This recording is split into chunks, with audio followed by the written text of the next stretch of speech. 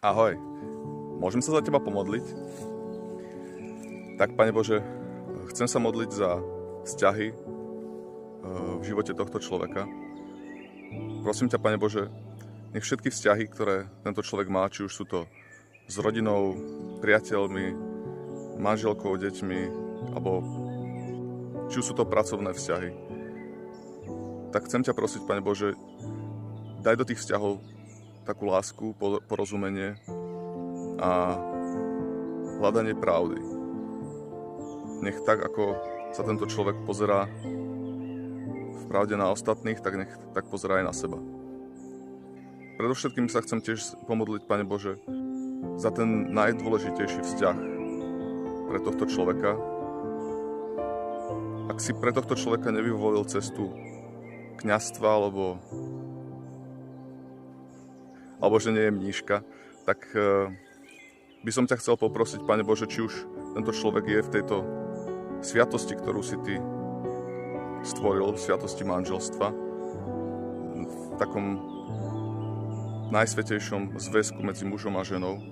Veľmi ťa prosím, keď tento človek hľadá svojho manžela alebo manželku, nech nájde takú alebo takého, s ktorým môže spoločne ísť za tebou v odvahe a nádeji, v láske. A keď už takéhoto človeka našiel, tak chcem ťa veľmi poprosiť, nech na tejto ceste pokračujú a napriek všetkým výzvam nech nestrácajú nádej a nech napriek všetkým výzvam nech na tejto ceste zotrvávajú, akokoľvek to môže byť náročné. Tak ťa chcem veľmi, Pane Bože, poprosiť o všetky vzťahy v živote tohto človeka.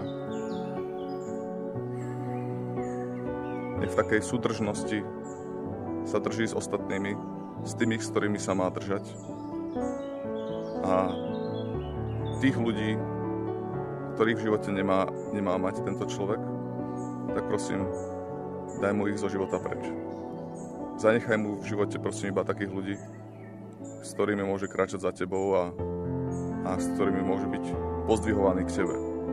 A nie zhadzovaný. Tak nech sa deje tvoja vôľa, Pane Bože. Amen. Tak ti prajem požehnaný deň. Ahoj.